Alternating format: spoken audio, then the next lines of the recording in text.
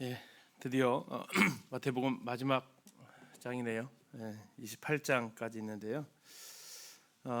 오늘 이 마태복음이 23시간째입니다. 오랜 시간 우리가 살펴보았는데요.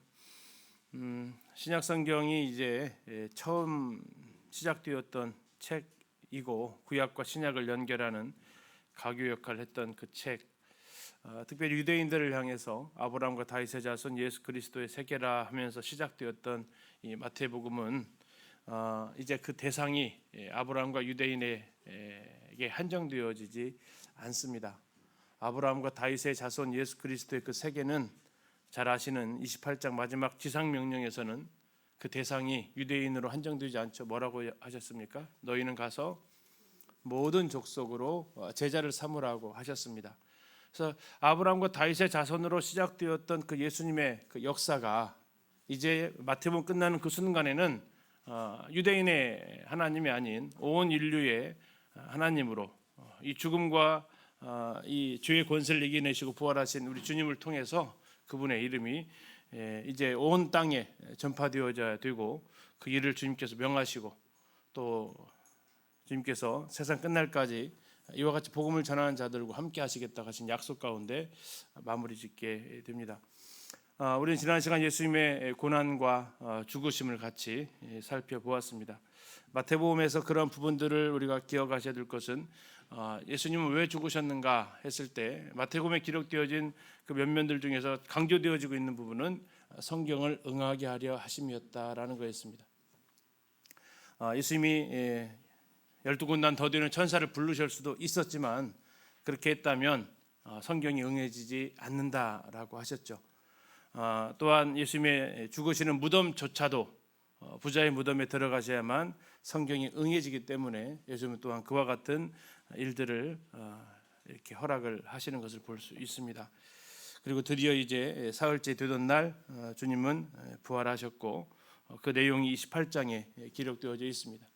마태복음에 기록된 목적들 가운데 하나가 이 마태복음이 기록되던 당시에 사람들 사이에서 참 뜬소문, 헛소문으로 퍼져되었던 것이 예수님의 이 시체를 제자들이 다 훔쳐갔고 그로 인해서 예수님의 부활은 없었고 그래서 제자들은 지금 제자들의 이런 자작극에 의해서 기독교라는 것이 이렇게 되어지고 있다라고 이렇게 거짓된 소문들이 있었고요. 이것을 마태는 정확한 부활의 이 사건을 통해서 바로잡고자 했던 것도 우리가 28장에서 이렇게 볼 수 있습니다.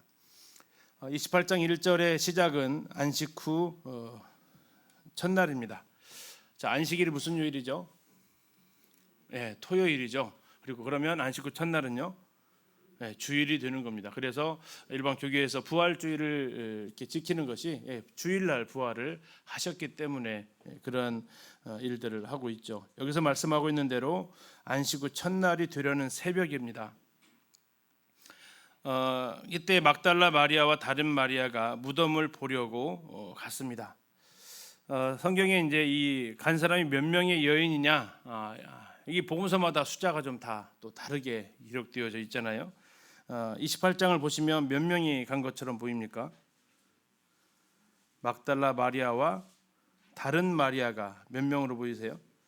2명으로 보입니다. 근데 마가복음이나 또 누가복음 찾아보면 2명보다 더 많은 여인들이 이곳에 함께 있었음을 어쨌든 우리가 볼 수 있습니다.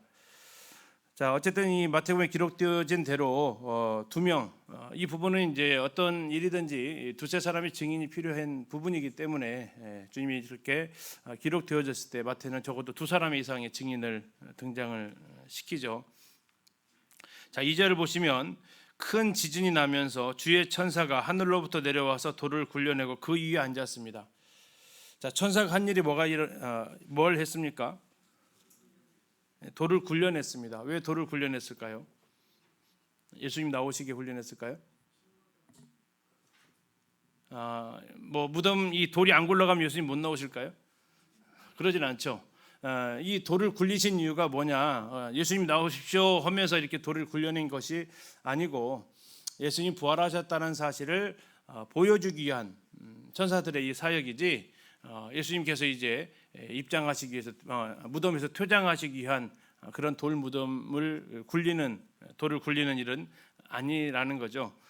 천사들이 하늘로부터 내려와서 돌을 굴려낸 것은 예수님을 위한 사역이 아니고 무덤에 찾아왔던 이 여인들을 위한 그 사역들이었죠. 그래야만이 그들이 와서 다른 복음서에 보면 그들이 무슨 걱정을 했습니까?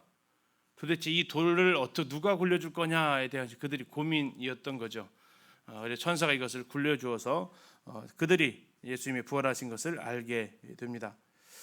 천사의 모습을 3절에 형상이 번개 같고 옷은 눈같이 시다라고 이렇게 이야기하면서 사람과 다른 존재인 것을 우리가 이렇게 볼 수 있고요.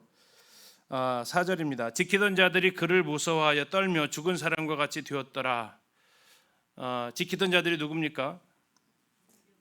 66절에 보니까 경비병이 있었습니다. 경비병.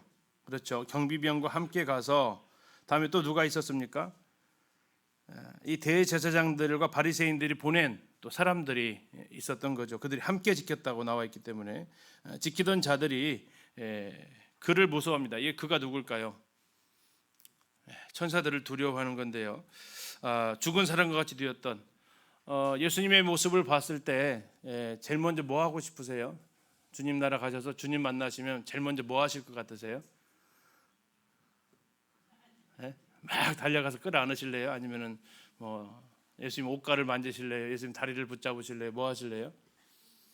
우리가 제일 먼저 가서 하는 행동은 아마 이렇게 바짝 엎드려질 것이다라고 이렇게 성경의 기자들은 이야기들을 하죠. 이사야가 하나님의 영광을 봤을 때 그는 망하였다라고 표현했는가 하면 사도 요한은 요한계시록 1장에서 예수 그리스도를 보았을 때 그가 이와 같이 납작 엎드려지는 모습을 보게 됩니다. 그분의 위엄 앞에, 그분의 거룩하심 앞에, 그분의 영광 앞에 우리는 지금 우리가 이렇게 편히 부르고 있는 주님 주님 하면서 이렇게 부르고 있는 것과는 좀 더 다른 모습으로 주님, 그 다른 모습의 주님을 아마 만나게 될 겁니다. 천사만 만나도 이렇게 그들이 죽은 자처럼 되었다라고 나오는데 우리 주님을 만났을 때의 그 광경은 어떠할지를 생각을 해보게 됩니다. 자, 5절에 천사가 여자들에게 말합니다. 너희는 무서워하지 말라. 왜 무서워하지 말라고 그랬어요? 무서워하고 있으니까. 그렇죠? 이 여인들도 지금 무서운 거죠. 이 여인도 무서움이 있는 겁니다. 4절에 그 경비병들이 무서워했다면 5절에 나와 있는 이 여인들도 두려움 가운데 있는 거죠. 그래서 제일 먼저 심정을 안정시키는 일을 하죠. 그리고 나서 중요한 말을 합니다. 십자가에 못 박히신 예수를 너희가 찾는 줄을 내가 아노라. 자, 여인들이 지금 뭐 하러 왔습니까? 예수님의 시체에 뭐 하려고 왔어요? 향유 부으려고 왔어요. 그러면 이 여인들이 찾았던 예수님은 어떤 모습입니까? 십자가에 못 박히신 예수라는 겁니다. 무덤을 찾아온 이유는 부활하셨나 하고 그것을 확인하기 위해서 온 것이 아니었고 죽으신 예수님을 유대인의 장례법에 따라서 이렇게 기름 바르기 위해서 왔다라는 거고, 기름 바르기 위해서 왔다라는 것은 그분이 죽었다라는 것을 전제하는 거고, 결국 그들이 찾고 있었던 예수 그리스도는 어떤 모습이라고요? 십자가에 못 박히신 예수다라는 겁니다. 천사들이 얘기합니다. 너희들이 찾는 예수는 누구라고요? 십자가에 못 박히신 예수다. 그러나 지금 이 순간 그분은 6절에 뭐라고요? 여기 계시지 않고라는 겁니다. 다시 말해서 무덤 속에 있지 않다라는 거고요. 그가 말씀하시던 대로 살아나셨느니라라는 겁니다. 다시 말하면 너희들은 십자가에 못 박히신 예수를 찾지만 그 예수님은 뭐 하셨다는 얘기입니까? 부활하셨다라는 거죠. 그 말씀하시던 대로 살아나셨다라는 겁니다. 그러면서 확인시켜 주죠. 무엇을 확인하라고 합니까? 그가 누우셨던 곳을 보라고 얘기합니다. 그가 누우셨던 곳, 다른 복음서에 가서 보니까 거기에 무슨 일이 있었습니까? 옷이 잘 개어져 있었습니다. 옷이 잘 개어져 있는 것은 우리가 레위기 16장에 나와 있는 대속주일의 모습을 떠올리게 하는 거죠. 대속주일에서 대제사장이 아사셀 염소와 관련된 모든 속죄의 일을 마치고 그가 지금까지 입었던 세마포 옷을 어떻게 합니까? 갈아입습니다. 그리고 대제사장의 옷으로 갈아입는 거죠. 레위기 16장에 우리가 이제 살펴보았었는데요. 모든 대속죄일에 그가 입고 있었던 옷은 세마포 옷이었습니다. 지성소를 들어가야만 했기 때문에 그런데 그가 이 모든 대속죄일의 일을 다 마치고 난 다음에 계속 세마포 옷을 입고 있는 게 아니었습니다. 세마포 옷을 잘 벗어놓고 대제사장의 에봇 달린 그 옷을 다시 입게 되죠. 주님이 이제 구속의 사역을 마치셨습니다. 그리고 이제 그 자리에다가 뭘 벗어 놓으셨어요? 그 세마포를 벗어 놓으셨다라는 거죠. 그것은 구약에 비춰보게 되면 무슨 일이 벌어진 겁니까? 속죄를 완전히 이루신 것을 보여주는 거죠. 그러면서 제자들에게 가서 전하라고 합니다. 제자들에게 전할 소식은 무엇입니까? 그가 죽은 자 가운데에서 살아나셨다라는 겁니다. 그가 죽은 자 가운데서 부활하셨고, 자, 어디서 만나자고 했습니까? 갈릴리에서 만나자고 했습니다. 너희보다 먼저 갈릴리로 가실 것이니까 거기서 너희가 뷰리라 하라라고 얘기했습니다. 자, 부활하신 예수님이 약속 장소로 정하셨던 곳이 어디라고요? 예루살렘이 아닙니다. 마가의 다락방이 아니에요. 어디입니까? 갈릴리라는 것입니다. 주님께서 그들을 부르셔서 12제자를 임명하셨던 곳, 그 갈릴리에서 다시 만나자고 예수님께서 분명히 얘기를 살아계실 때 하셨잖아요. 근데 그거 잊어버릴까 봐 다시 천사들을 통해서 한 번 더 얘기하십니다. 어디서 만나자고요? 갈릴리에서 만나자고. 자, 그렇다면 이 여인들은 이 사실을 전했을까요? 못 전했을까요? 다른 복음서를 이렇게 매칭을 하게 되면 이 여자들이 너무나도 두려움 가운데 있습니다. 8절에 한번 보십시오. 그 여자들이 무서움과 큰 기쁨으로 빨리 무덤을 떠나 제자들에게 알리려고 다름질할세 예수께서 그들을 만나 이르시되 평안하냐 하시거늘 여자들이 나아가 그 발을 붙잡고 경배하니 이에 예수께서 이르시되 무서워하지 말라 가서 내 형제들에게 갈릴리로 가라 하라 거기서 나를 보리라 하시니라. 이렇게 나와 있죠. 그들이 가다가 누구를 만난 겁니까? 이제 예수님을 만났다라는 겁니다. 그들이 예수님을 만난 게 아니라 예수님께서 그들을 만나 주신 것입니다. 왜 예수님께서 특별히 그들을 다시 만나 주셨을까요? 중요한 목적 중에 하나는 뭡니까? 그들에게 내 형제들에게 갈릴리로 가라고 또 한 번 전해주기 위한 목적입니다. 부활하신 주님을 다시 한번 보여주기 위한 목적이 이 여인들에게 다시 한번 나타나셔서 만나 주셔서 그들에게 물으십니다. 천사들이 물었던 것과 물음의 질이 약간 달라진 것을 볼 수 있습니다. 5절에서는 천사들은 뭐라고 물어 처음에 시작을 합니까? 너희는 무서워하지 말라라고 합니다. 예수님은 저 여인들을 만나서 처음에 뭐라고 하십니까? 평안하냐 하십니다. 어떻게 다른가요? 무서워하지 말라와 평안하냐. 무서워하지 않는다고 평안한 건 아니죠. 분명 다른 좀 질적으로 다른 부분이죠. 평안하면 무서움은 없습니다. 그렇죠? 그러나 무서워하지 않는다고 평안하지 않는 것은 평안한 것은 또 아니지만 주님께서 늘 제자들에게서 나타나셔서 하셨던 첫 번째 멘트는 뭐였습니까? 12제자에게 너희에게 평강이 있을지어다라고 주님 말씀하십니다. 이 부활의 이 사건을 통해서 예수님께서는 그와 같이 여인들에게 이 평안을 말씀하시고 형제들에게 제자들에게 다시 한번 부탁을 하시는데요. 여기서 놀라운 은혜가 있지 않습니까? 10절을 다시 한번 보십시오. 제자들을 뭐라고 부르셨습니까? 제자들을 뭐라고 불렀어요? 내 형제들이라고 불렀습니다. 내 형제들. 그러면 바로 직전에 이 제자들은 뭐 했던 사람들입니까? 예수님 버리고 도망갔던 사람들. 베드로 같은 경우는 예수님을 부인했던 사람. 그럼에도 불구하고 내 제자들이라고 얘기하지 않으시고 이제는 내 형제들이라고 하십니다. 히브리서에서도 이 부분들을 말씀하고 있죠. 주님은 우리의 맏아들이 되셨다라고 얘기하고 있고 우리는 이제 그 뒤로 이어서 주님의 아들 딸로 이렇게 하나님 아들 딸로 살아가면서 주님을 형님이라고 부를 수 있는 위치가 된 거죠. 우리 자매님들은 뭐라고 부르실래요? 큰오빠 하셔야 되겠네요. 이렇게 부를 수 있는 주님과 우리가 같은 하나님의 자녀 아들로서의 딸로서의 신분 자녀로서의 신분을 얻게 하시는데 자, 이것이 가능해질 수 있었던 것이 바로 주님의 죽으심과 주님의 부활로 이제 제자들이 뭐가 되었어요? 형제들이 될 수 있었다라는 것을 우리가 볼 수 있습니다. 자, 그러면 이제 이 사실이 베드로에게 전해지죠. 우리가 나중에 다른 복음서 연결하면 그렇습니다. 그리고 베드로와 요한이 같이 다른 박질에서 옵니다. 그리고 요한이 더 빨리 들어가서 도착했는데 베드로가 그 안에 먼저 들어가서 보고 주님 부활하신 것을 이제 확인하게 되죠. 그러면 그들은 어디로 갔어야 됩니까? 갔어야죠. 근데 안 간 것이 문제가 되는 거죠. 이게 지금 이스라엘에서 무기또 가다 보면 있는 그 예수님 시대 당시의 무덤의 유적입니다. 지금 아까 천사들 굴렸던 것이 뭐예요? 돌을 굴려냈다라고 이렇게 되어져 있습니다. 이게 이제 그 무덤을 가로막았던 돌이죠. 그리고 지난번 얘기했던 이 돌을 왜 여기를 막아놓는다고요? 시신을 보호하기 위한 조치라는 거죠. 무엇으로부터요? 들짐승으로부터, 날짐승으로부터, 까마귀나 이런 들짐승으로부터 시신을 보호하기 위해서 이렇게 막아놓는 역할을 하는 거죠.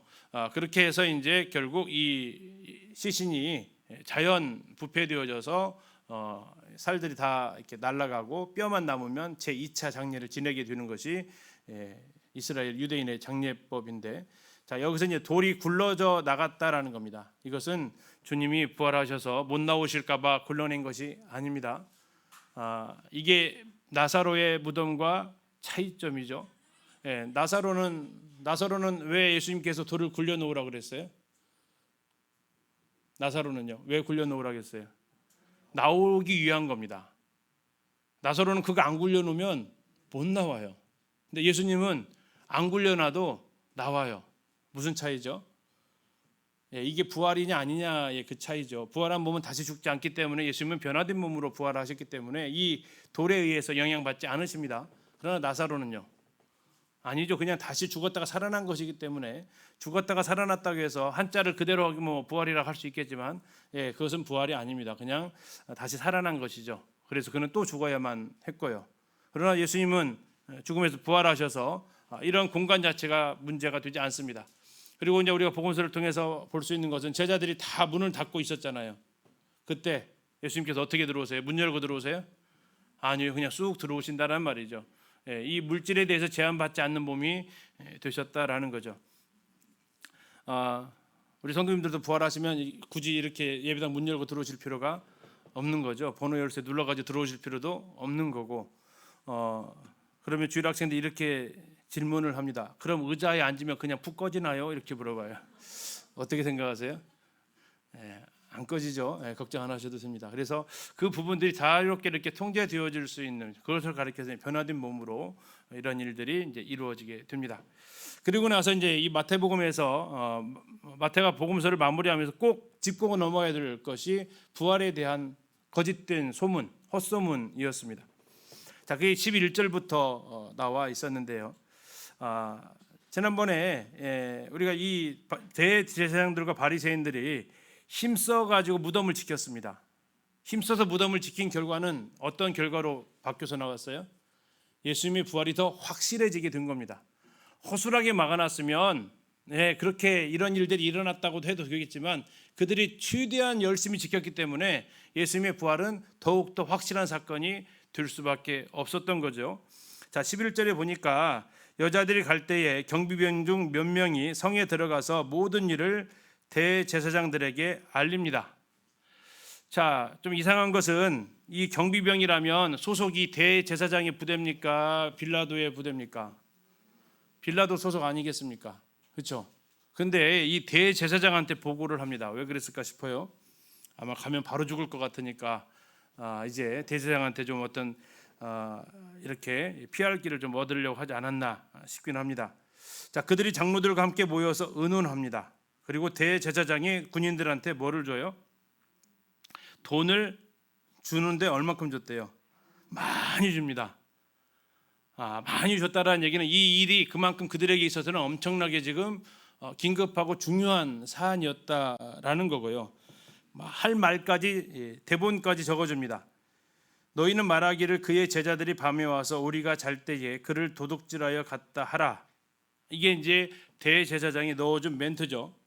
그리고 이제 책임을 져주겠다고 합니다. 만일 이 말이 총독에게 빌라도한테 들리면 우리가 권해서 너희로 신변에 아무 문제 없게 해주겠다라고 합니다. 그리고 군인들은 가르쳐준 대로 했고요. 그런데 놀라운 것은 이 말이 오늘날까지 유대인 가운데 퍼져 있었다라는 겁니다. 자, 오늘날까지가 언제까지입니까? 지금 2023년도요? 언제예요? 마태복음이 기록되던 때까지 이렇게 사람들이 듣고 있었다라는 거죠.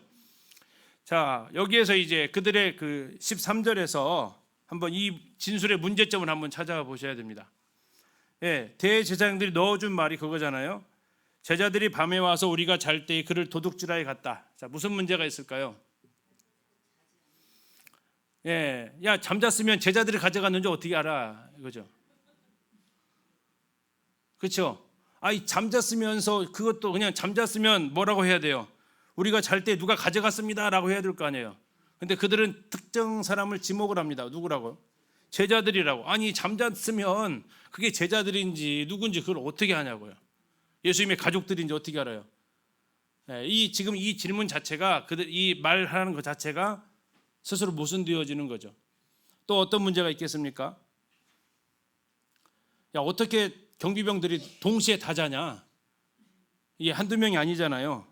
어떻게 동시에 다 자냐라는 거죠. 돌아가면서라도 자는 것이지 어떻게 이렇게 다 잠을 잘 수가 있냐 하는 겁니다. 더 나아가서요. 예수님의 시신 안에, 이 무덤 안에 뭐가 있었다고요? 세마포가 잘 개어져 나 있다고요. 훔쳐가는 사람이 그렇게까지 하고 가요? 도둑이 다 훔쳐놓고 다시 이불 정리 다 하고 옷 정리 다 해주고 아무 일 없었던 것처럼 나 안 다녀간 것처럼 그렇게 해놓고 정리하고 가든가요? 그건 말이 안 되는 거죠. 제대로 훔쳐갔다면 그것을 할 수 있는 시간도 없었을 것입니다. 그런데 문제는 뭡니까? 이렇게 앞뒤가 안 맞는 말임에도 불구하고 어땠다고요? 유대인들 사이에서 이 말이 두루 퍼졌습니다. 어떻게 이게 가능할까요? 흔히 말하는 대로 사람들은 그냥 믿고 싶은 것을 믿습니다.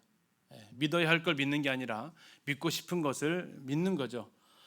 그래서 이러한 일들이 이제 가능했고, 그러나 사실은 이것은 대제사장들에 의해서 꾸며진 모함이다라는 것을 분명하게 밝혀주고 있습니다. 자, 16절에 보면 감사하게도 그들이 어디로 갑니까? 갈릴리에 갑니다. 갈릴리에 가서요. 그런데 이 마태복음만 보면 바로 간 것처럼 보이잖아요. 그랬죠? 예수님이 다시 말하면 천사들에서 한번 말하고 예수님이 직접 말하니까 그들이 바로 갈릴리로 간 것처럼 보여요. 그러나 우리가 요한복음을 가서 보니까 도마가 없을 때 한 번, 도마 있을 때 한 번, 예루살렘에서 예수님을 두 번이나 만나죠. 예수님을 두 번이나 바람 맞췄던 거고요. 여기서 그러면 열한 제자가 갈릴리에 갔다라는 것은 최소 세 번째의 만남이고, 그리고 이제 지시하신 산에 올라갔다라는 것은 우리가 잘 아시죠? 요한복음 21장에서 예수님이 제자들을 갈릴리에서 첫 번째 만났던 장소가 어디입니까? 디베랴 바다라고 나와 있죠. 갈릴리 호수에였어요. 그때가 세 번째 장소였습니다. 근데 여기는 지금 장소가 어디입니까? 산이죠, 산. 산. 아마도 그들을 처음 불렀던 그 산이 아닐까 싶습니다. 감람산이라고 하시면 안 됩니다. 여기는 어디에 있는 산이에요? 갈릴리에 있는 산이니까 산하면 다 감람산 하시면 안 됩니다. 자, 예수님께서 제자들한테 지시하신 산이 있어요. 거기서 만나자라고 하셨고, 그러면 적어도 이게 세 번 이후의 만남이라는 것을 우리는 여기서 확인할 수 있습니다. 자, 거기에 갔더니 예수님께서 계셨고요. 그들이 경배를 합니다. 그리고 문제는 뭡니까? 아직도 뭐 하는 사람이 있어요? 의심하는 사람들이 있더라라는 겁니다. 지금 이 몇 번째 만남이라고요? 세 번째를 넘어서 네 번째, 적어도 네 번째예요. 적어도 네 번째. 산에서의 만남이니까. 물론 디베랴 바다에서 7명의 제자들만 있었습니다. 몇 명이 없었어요? 4명이 없었잖아요. 가룟 유다 빼니까 4명이 없었기 때문에 아마 그들에 해당되면 세 번째 만남이겠죠. 그러나 어쨌든 최소한 세 번은 예수님을 만난 겁니다. 가끔씩 이제 이 부활 복음이라는 것을 이렇게 얘기를 하는 경우가 있죠. 이런 부분에 대해서 우리가 한 번 더 생각을 해보는 거죠. 부활하신 예수님을 제자들이 세 번을 만났다고요. 그럼에도 불구하고 그들에게 무슨 일이 있었다고요? 아직도 그들이 의심을 하고 있었다라는 거죠. 이 십자가와 부활이 싸우면 안 돼요. 십자가와 부활은 한 팀이지 서로 경쟁할 팀도 아니고요. 우리에게 있어서 예수 그리스도 그분에 관련된 모든 것들은 다 소중하고 그 모든 것들이 우리를 통해서 구원할 수 있는 하나님의 능력인데, 우리가 이거 생각할 것은 부활을 해야만, 부활을 전하고 부활을 확인해야만 구원받았다 한다면 과연 이들의 이 설명, 우리는 들은 게 아니라 부활하신 예수님을 세 번이나 본 이 제자들의 이 모습은 또 어떻게 설명이 되어져야 하는 거죠. 구원의 역사는 성령의 역사입니다. 그 성령의 역사는 고린도서 15장에 있는 대로 성경대로 그리스도께서 죽으시고 성경대로 그리스도께서 다시 살아나신 것을 믿을 때 성령 임재하시고 성령께서 우리를 그것을 깨닫게 하시고 하나님의 자녀 삼아 주시는 진리들입니다. 하나의 단편적인 사실, 그것이 우리를 구원하시는 것이 아니고, 그래서 우리가 이 제자들의 이 모습을 또 생각해 볼 수 있습니다. 자, 그러면서도 주님은 그들에게 말씀을 하십니다. 하늘과 땅의 모든 권세를 내게 주셨다라고 얘기하시죠. 하늘과 땅의 모든 권세를 내게 주셨습니다. 자, 요한복음에 보니까 왜 이러한 권세를 예수님께서 받으실 수 있었다고 얘기합니까? 그분이 사람으로 오셨기 때문에 이러한 권세를 받으실 수 있었다라고 요한 5장에서 이야기를 하고 있죠. 그분이 사람으로 오셔서 죽으시고 부활하셨기 때문에 아버지께서는 그 아들에게 모든 심판하는 권세를 다 맡기셨다라고 말씀을 하고 있습니다. 그것은 하늘의 권세고 땅의 모든 권세입니다. 빌립보서 2장 11절에서 뭐라고 얘기를 하고 있습니까? 하늘에 있는 자들과 땅에 있는 자들과 땅 아래에 있는 자들로 모든 무릎을 예수 이름에 꿇게 하셨다라는 겁니다. 왜 꿇습니까? 무릎이 그분이 권세 앞에 꿇게 되어지는 거죠. 하늘과 땅의 모든 권세를 내게 주셨다라는 것은 주신 분이 있죠. 누가 주셨다는 얘기입니까? 아버지께서 주셨다라는 겁니다. 위임되어졌다라는 거죠. 자, 그러면서 그래서 예수님은 이 명령을 하실 수 있는 위치가 되신 거죠. 그 명령은 무엇입니까? 우리가 흔히 말하는 지상명령이라고 합니다. 지상명령이 무슨 지자입니까? 땅 지자가 아닙니다. 지극할 지자입니다. 지극할 지, 윗상, 모든 명령 중에서도 가장 상위에 있는 명령이라는 것이 지상명령이죠. 우리가 이 땅에서 해야 될 명령 물론 맞습니다만 여기서 지상명령이라는 그 단자가 말하고 있는 것은 그 지상이 아니고 모든 명령 중에서 탑 오브 탑입니다. 가장 중요한 그 명령은 무엇입니까? 너희는 가서라는 겁니다. 자, 첫 번째 명령은 뭐라고요? 가야 된다라는 거죠. 가라라는 겁니다. 가라. 이게 우리가 선교를 해야 되는 일이고 전도를 해야 되는 가장 첫 번째 명령입니다. 가라는 겁니다. 이게 주님의 첫 번째 명령입니다. 두 번째, 가서 해야 될 일이 있습니다. 내용이 있습니다. 뭘 해야 됩니까?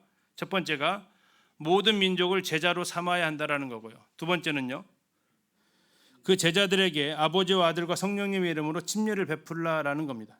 세 번째는요, 그리고 너희에게 분부한 모든 것을 가르쳐 지키게 하라는 거죠. 자, 이게 단계가 나와 있는데요, 단순히 복음 전하는 것으로 끝나지 않습니다. 첫 번째 뭐 해야 된다고요? 제자 삼아야 한다라는 겁니다.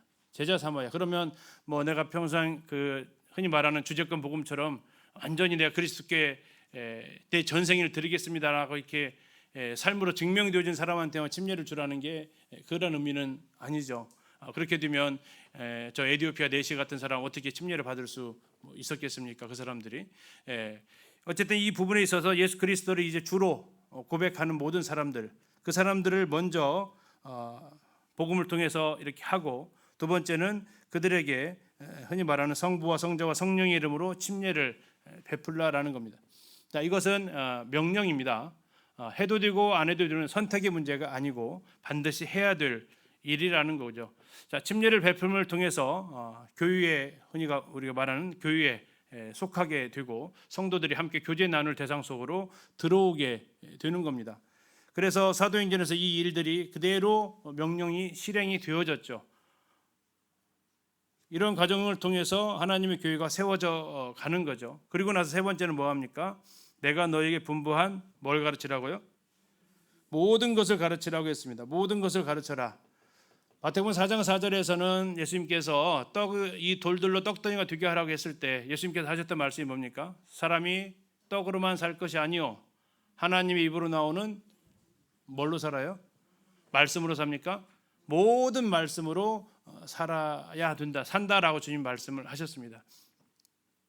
자, 예수님께서도 모든 것을 가르쳐 지키게 하라라고 했죠.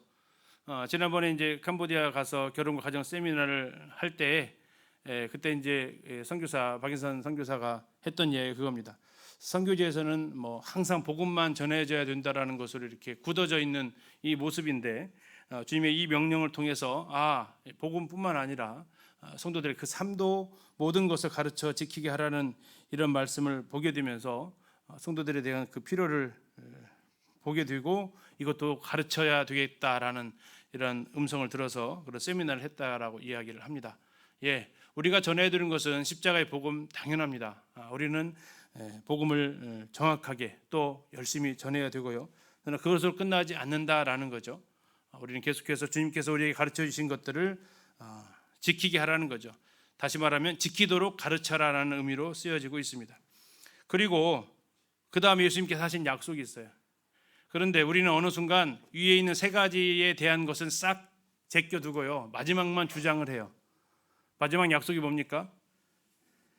볼지어다 내가 세상 끝날까지 너희와 항상 함께 있으리라. 얼마나 좋아요, 그렇죠? 근데 이 대상이 누구냐라는 것을 우리는 잊지 마셔야 돼요. 누가 이 대상이 돼요? 물론 우리 모든 성도들이 이 대상이 될 수 있습니다. 그러나 1차 대상은 누구라고요? 예수님의 명을 따라서 가서 복음 전하고 세례 주고 침례 주고 가르쳐서 지키게 하는 그들입니다. 왜요? 주님의 명을 받고 갔잖아요. 그러면 누가 책임진다고요? 주님이 책임져 주시겠다라는 겁니다. 내 마음대로 가놓고 내가 선택해서 가고 내가 좋은 곳을 찾아가고 이 마지막 말씀을 주장하면 어떨까요? 주님, 제가 주님이 세상 끝날까지 이것은 이제 시간 개념이잖아요.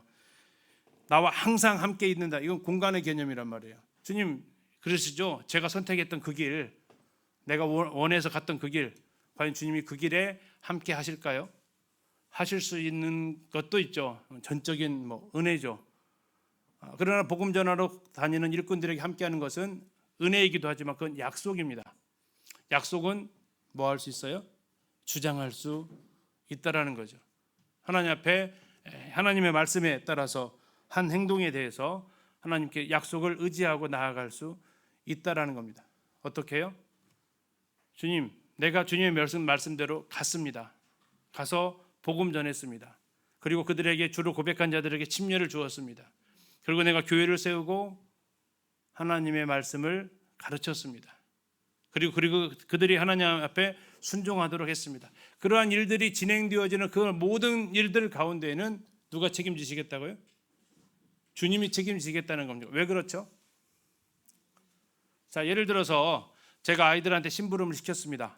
그런데 이 아이가 가다가 넘어져 다쳤어요. 누가 책임져야 돼요? 선생님이 책임져야 돼요. 왜요? 그 아이한테 시켰으니까 명령을 내린 사람이 책임을 져야 돼요. 근데 지가 자기들이 놀다가 운동장에 다치면요.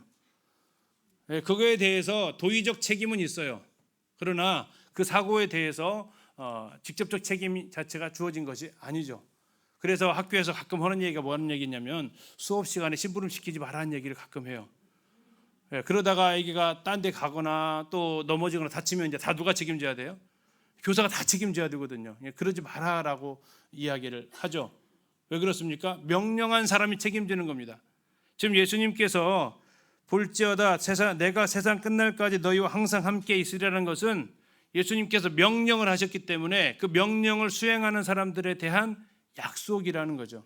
우리가 앞에는 싹 놔두고 마지막 말씀만 붙든다고 그 말씀이 하나님께서 나에게 주신 약속이라고 하는 것은 일명 떼쓰는 겁니다. 떼쓰는 거죠. 떼쓰면 무슨 일이 벌어져요? 한 대 받죠.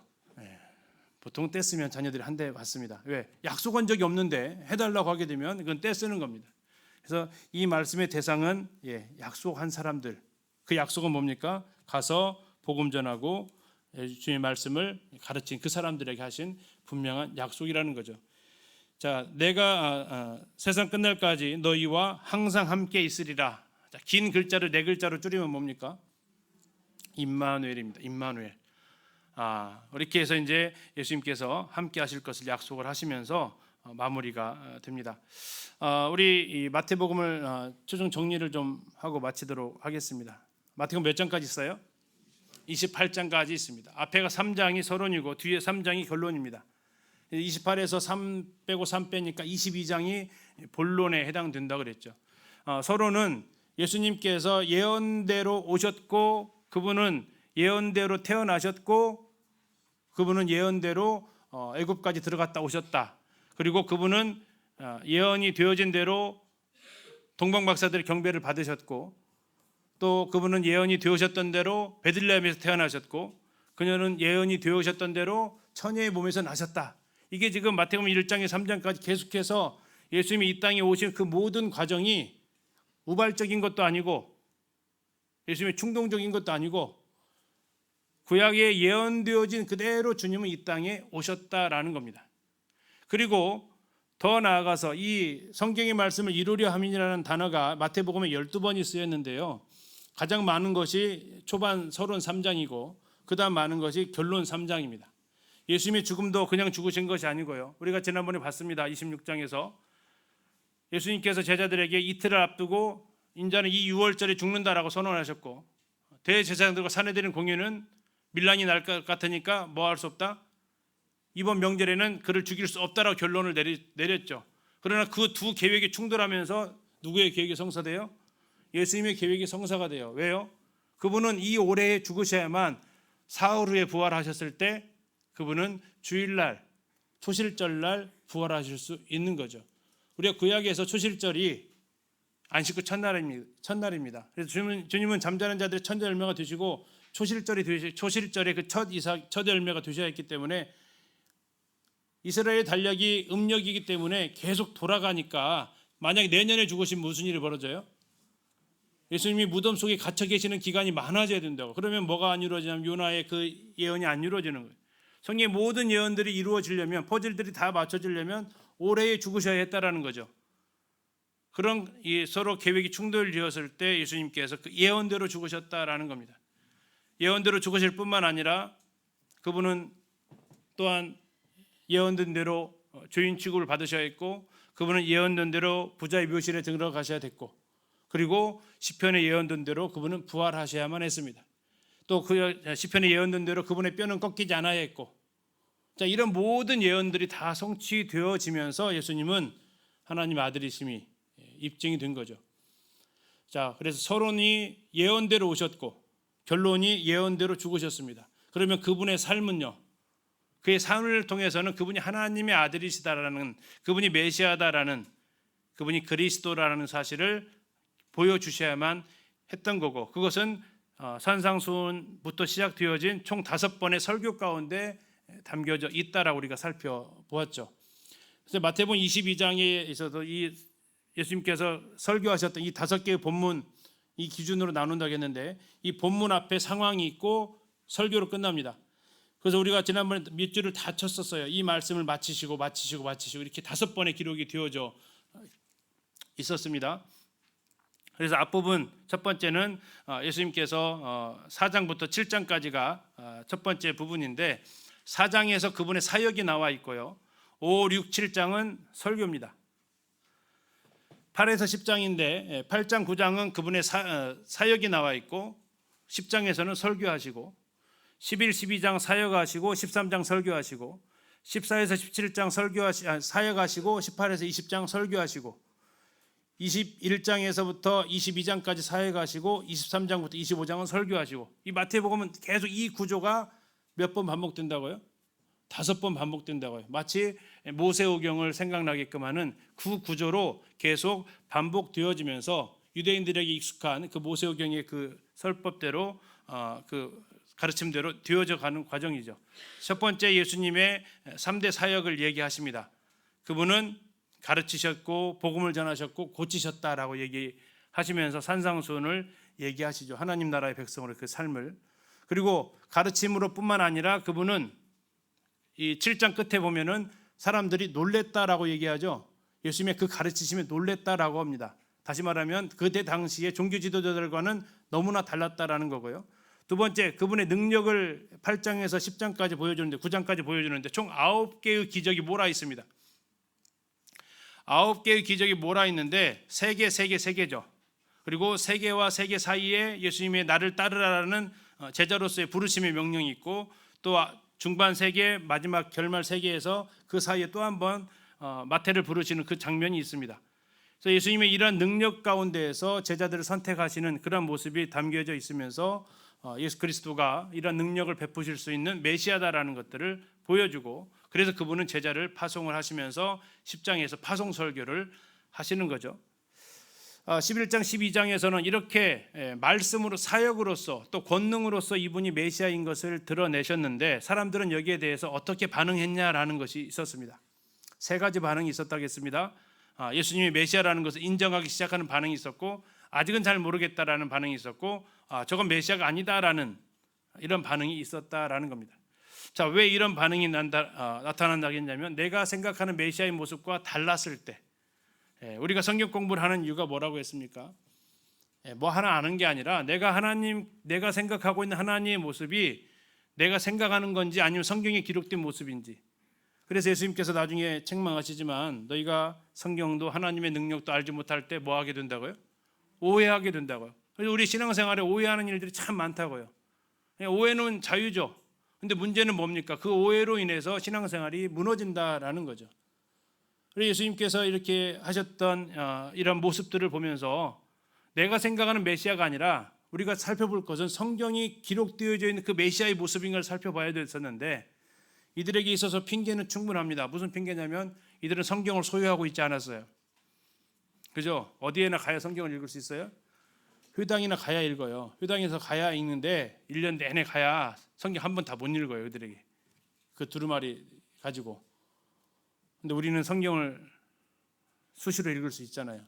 우리는 오해하지 않냐 하는 거죠. 하나님에 대해서 지금까지 내가 살아왔던 방식, 내가 들어왔던 거, 내가 경험했던 거, 이걸 가지고 하나님을 자꾸 평가하지 마시고 성경에 기록되어진 모습을 통해서 하나님이 어떠하심을 우리가 보아야 한다라는 거죠. 네 번째는 이제 메시아가 등장을 하시게 되는데, 거기에 따른 또 다른 사람들의 반응들이 나오고, 메시아에 대해서만 오해한 게 아니라 메시아가 통치하시는 그 나라에 대해서도 많은 오해들이 있었다라는 것을 볼 수 있습니다. 흔히 말하는 장로들의 전통과 유전, 또 바리새인과 사두개인의 교훈, 이거하고 예수님이 가르침하고 이제 충돌을 일으키는 거죠. 천국은 겸손한 사람이 가는 곳이고, 높은 자가, 큰 자가 아니라 작은 자가 가는 것이고, 그 나라는 용서하는 나라고, 1만 달란트 빚진 자 이야기입니다. 제자들은 예수님 아이들이 오는 것을 귀찮아했지만 천국은 이런 자들의 것이고, 재물이 많은 사람이 오히려 갈 수 있다고 생각을 하는데, 그 이유는 뭡니까? 이게 신명기 사관이라고 보통 얘기하는데요. 이 땅에서 복 받는 사람들은 왜 복을 받는다고 성경에 기록되어 있어요? 하나님께 순종해서 복 받는다라고 이렇게 기록이 되어져 있습니다. 그래서 이 재물 많은 이 젊은 관원은 상당히 하나님 말씀에 순종했던 사람처럼 사람들이 봤다라는 거죠. 그러나 예수님은 어떻게 말씀하세요? 그렇다면 네 재물 팔고 나를 따라와야 된다라고 얘기하는데, 그가 재물이 많았기 때문에 고민하면서 갔다라는 겁니다. 그리고 포도원 주인, 우리가 지난번 살펴봤습니다. 이 포도원 주인은 일하고 싶어서 애타는 사람의 모습이 아니라 그들에게 은혜 베풀고 싶어서 정말 수고하시는 그 주인의 모습을 보여주면서, 먼저 든 자 나중 될 수 있는 것이고, 먼저 온 자나 나중 온 자나 하나님의 은혜를 누리는데 다 풍족하게 누릴 수 있는 것임을 보여줍니다. 그리고 예수님께서 예루살렘 입성하시면서 이 권위에 대해서, 예수님의 그 권위에 대해서 이제 부딪히게 되죠. 성전을 정결케 하는 문제부터 시작해서 세계 부자 논쟁. 세가 뭐였습니까? 가이사에게 세를 바치는 것이 옳습니까? 걔는요? 어느 계명이 큽니까? 다음에 부는요? 부활이 있습니까? 자는요? 다윗이, 왜 메시아가 다윗의 자손입니까? 이런 논쟁을 계속해서 하게 되고, 그러는 가운데서 이제 결국 그들은 예수님을 죽이려고 결정을 내리게 되죠. 그러나 예수님은 힘없어서, 무능력해서 어쩔 수 없이 죽으신 것이 결코 아니다라는 것이 26장에서 28장에서 보여주고 있죠. 그리고 그 말씀 앞에서 이제 23장에서 화 있을진저 책망하시게 되고요. 다음 24, 25장에서 감람산 강화라는 종말론과 관련된 설교를 하시게 되죠. 그리고 마태복음 1장 23절이 임마누엘을 얘기하고 있다면 마태복음 28장 20절도 임마누엘을 얘기하고 있어서 임마누엘로 시작해서 임마누엘로 끝나는 책이 또한 마태복음이라는 겁니다. 우리가 마태복음을 이렇게 큰 그림으로 이렇게 한번 그려보면 그분은 예언대로 오셨고 이 땅에서 그분의 말씀과 그분의 능력대로 메시아이심을 드러내셨지만 심지어 그분의 제자들조차도 자기들이 생각하고 있는 메시아상이 있었고 다른 종교 지도자들, 백성들 그러면서 그들 가운데 메시아로 예수님을 인정하지 못해서 결국 예수님을 십자가에 죽으셨지만 그 죽으심조차도 성경 기록된 대로 주님이 죽으셨다라는 것을 보여주면서 유대인들을 향해서 이분이 참 메시아이다라고 강하게 설교하고 있는 모습을 우리가 이렇게 볼 수 있습니다. 자, 이렇게 해서 마태복음을 마치고요. 좀 쉬었다가